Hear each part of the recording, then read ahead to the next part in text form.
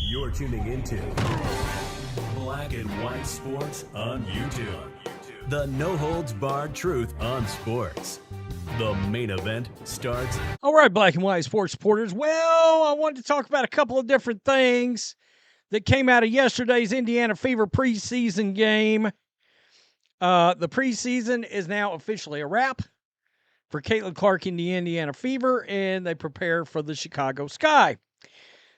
I touched on it a little bit, very briefly. I mentioned how bad the broadcast was. All right, now I believe it was a local feed for the Atlanta Dream, maybe. They got broadcast on the WNBA League Pass app. And my goodness, I was waiting to see some response. All right. A buddy of mine, CDS Podcast, made a statement about it on Twitter X, and it seems we weren't the only ones that were dissatisfied. But before we get to that, let's get something that's a little bit more disturbing. I think I can't believe this is right, but it is right, folks. And I hope we know why Caitlin Clark got that T now, right? Caitlin Clark in the preseason, 29 points with 0 free throw attempts. What is happening? Does anybody remember special whistle? They must have a special whistle. Anybody remember that? Well, a special whistle indeed. Wilson basketball. A special whistle indeed. How is that possible right now? And I tell you how I came across this. When I was doing the Angel Reese video this morning, I noticed somebody had pointed out how many frickin' free throw attempts she's had. I think it's 30 in the preseason. Caitlin Clark hadn't gotten one damn foul called in her favor that would have put her to the line. Are you kidding me right now? I don't understand what is going on. So, a lot of people are like, what the hell is going on here? Where the F is her whistle? This is ridiculous. That, quote, special whistle is nowhere to be found. See, a lot of people notice this shit.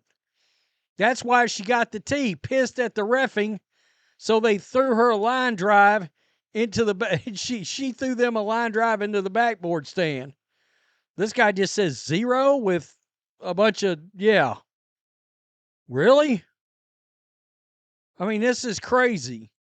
Is this because she's playing more off the ball or lack of calls? I mean, you had to say lack of calls. Did she even get a foul call, question mark? This is the one that bothers me the most. That resonates the most. She's the face of the league and can't get a single whistle. I mean, what is going on here? Seriously. I just hope she doesn't get injured by all these fouls. She's already injured. Well, we've talked about that, right?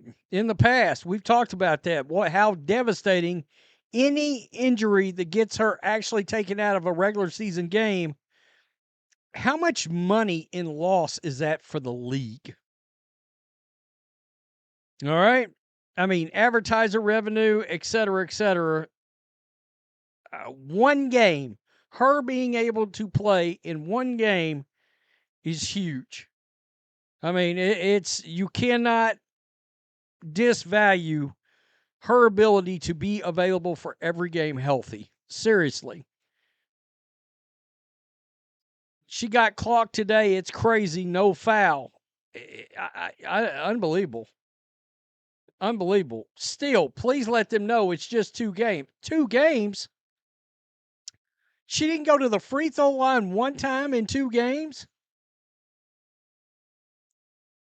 WNBA refs never give her a free throw.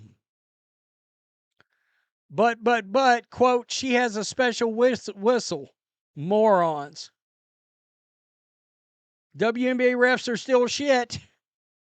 New year, same incompetent refs. WNBA was the worst refs in professional sports. They were terrible last year. I'd never seen officiating that bad in a professional league. Straight, white, and not on the WBB powerhouse school.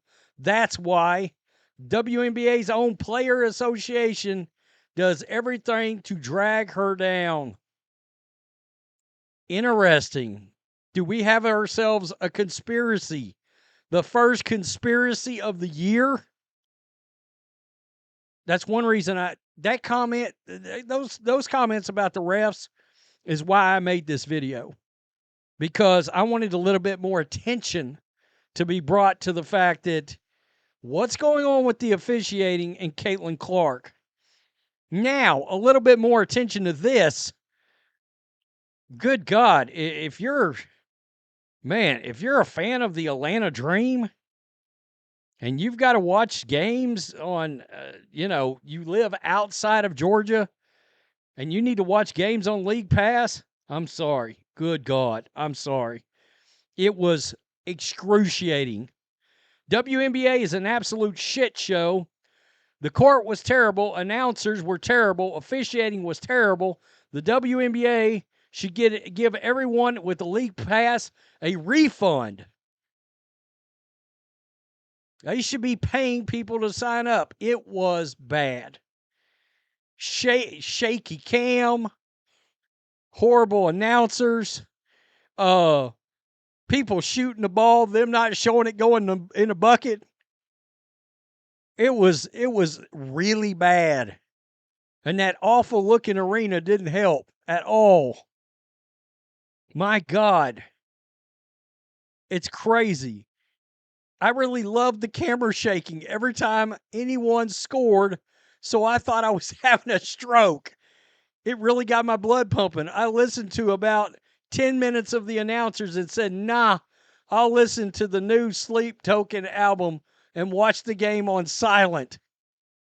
The court was terrible. As soon as the broadcast on the WNBA began, I was wondering what was wrong with the camera contrast. I did too. I thought something was wrong with my TV. It was awful. Yeah, awful. That's correct. It was actually physically difficult to look at. It was. It was almost as if they were trying to go unrivaled. It was real bad. No lies detected. It was terrible.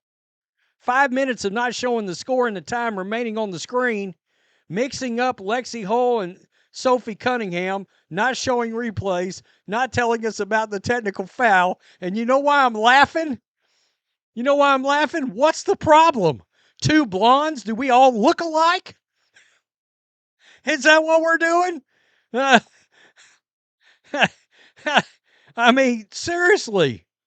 Did those announcers just think them blondes, all them white blondes all look alike? What do you mean, you people? Wow. Announcers of local teams, not the WNBA.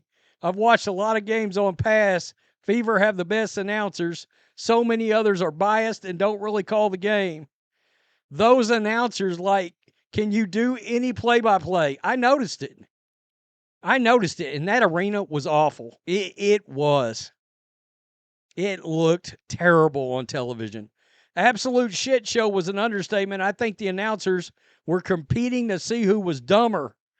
This guy says, I don't think they had a shot clock displayed. Essentially no replays. It was bad. It was hard to watch. Beyond terrible, it actually hurt. The Pass is an absolute shit show. I got the Pass to watch the Fever in a couple of other games. However, I'll be canceling. There's no way I can watch the horrible broadcast.